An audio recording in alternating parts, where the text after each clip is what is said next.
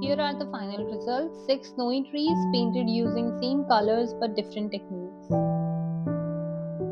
In this video, I'll show you how to paint snowy trees using same color mix but with different brushes, and you'll see why technique really matters.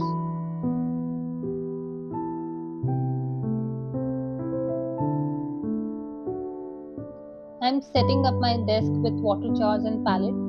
A simple setup is always necessary for me before I start painting. So for today's painting, I'm using sheets from one of my sketchbooks. It has slight texture and it is 270 GSM, which is perfect for handling more water and multiple layers of colors. This is the sketchbook that I'm using. It is from Scholar. I just cut around the binding and took the paper out of the sketchbook. So let's begin.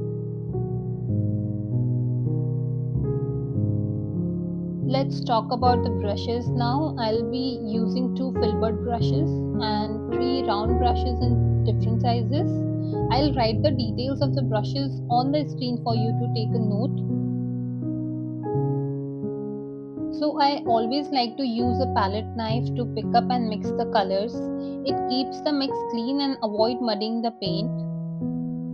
Okay, so I'll start with 5 colors. The darkest green I have, then black, followed by ultramarine blue, white, and lastly lemon yellow.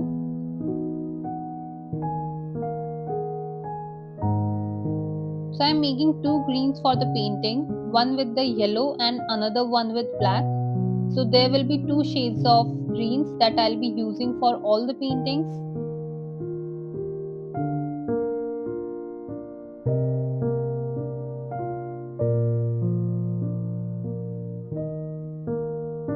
After mixing the colors, I'm going to swatch them on a small sheet. This step is really important for me. It really helps me understand the value before I start painting. So snow is less about white and more about contrast. Now for the next shade, I am mixing ultramarine blue with white to make a lighter blue.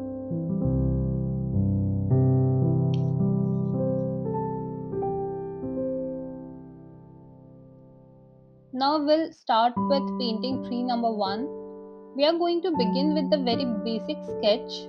You do not need to draw this branch by branch. To keep it simple, just sketch a basic triangle shape to follow as a tree outline. For this painting, I am using filbert brush size number 5. I start with a darker green as a base, then I'll use a lighter green to define the branches. Next, I add a light blue to mark the snow areas, followed by a slightly darker blue to create a depth and shadows. Finally, I finish with white on top to show the snow. So, this is how I will explain you the whole process for all the paintings. Now, I'll just let you watch the process so you can observe the technique clearly. And if you have any more questions, you can ask me in the comment sections below.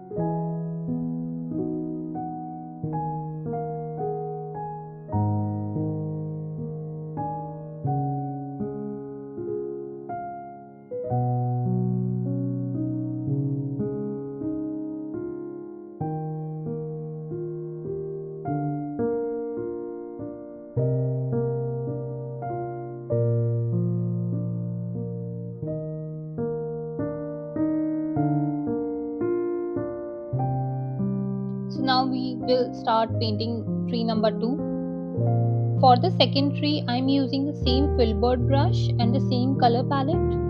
The layering process remains similar, but the brush direction is different. Here the light is coming from the left side, so I add more snow highlights on the left and keep the right side slightly darker to create depth and a three-dimensional look.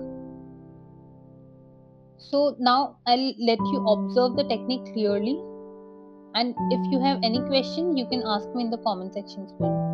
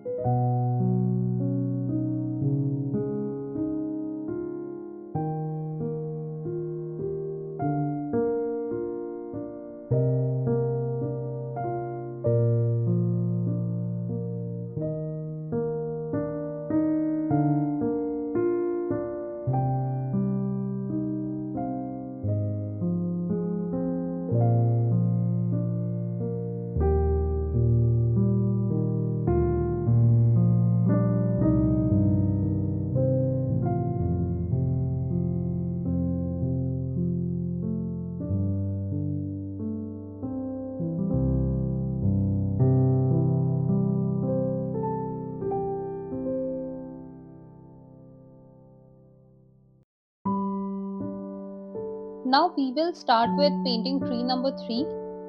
I begin by slightly sketching the tree shape based on the reference. You do not have to focus on the details of the painting yet. We will add the details and depth by using the colors.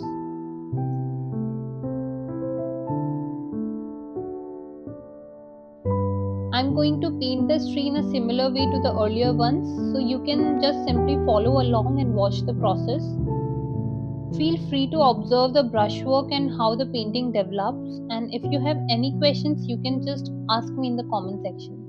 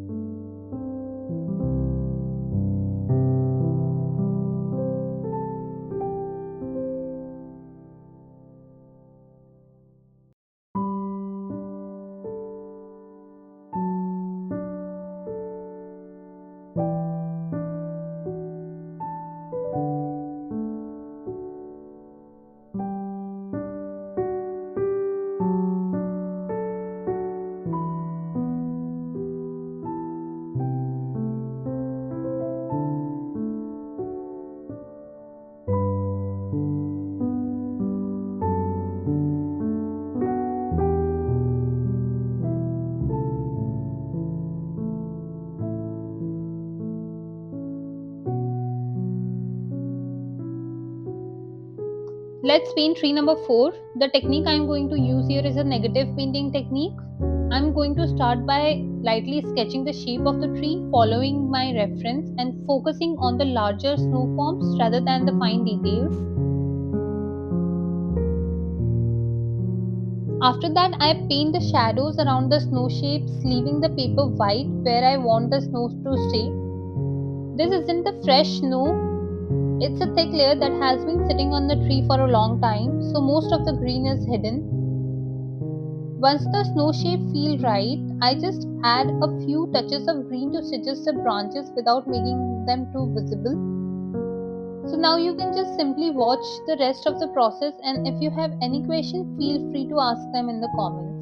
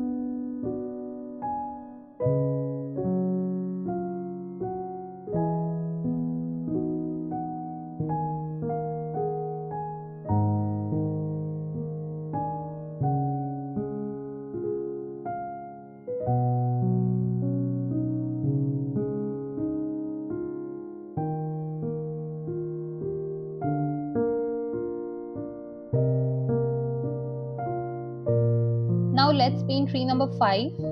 For this tree, I am using the same negative painting technique that I showed in tree number 4. It is just a different variation, a simpler, easy version of the same tree. You can just watch how the same method creates a slightly different look. And if you have any question, you can ask me in the comments below.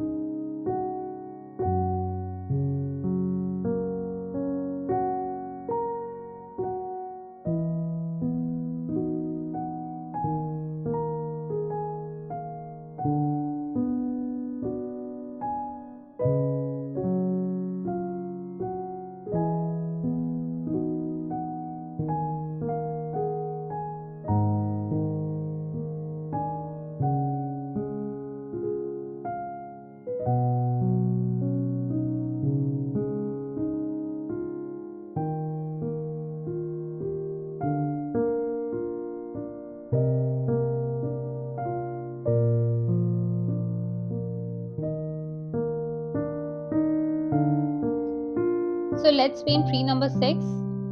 This is the last tree and it wasn't planned at all. You can think it of as a bonus. I'm not going to explain this one in detail. You can simply watch and observe the process, and I'll see you at the end of the video.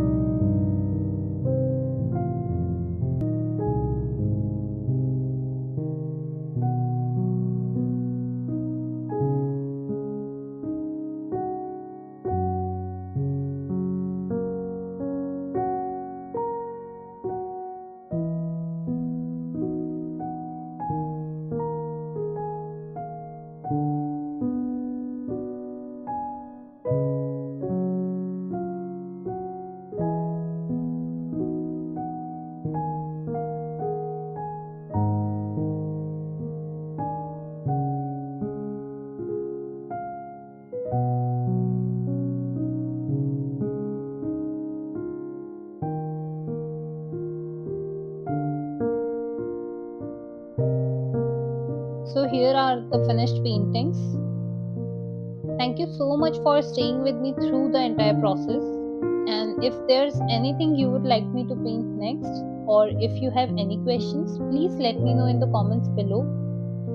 And do not forget to subscribe if you enjoyed this video. Thank you again for watching. I'll see you in my next video.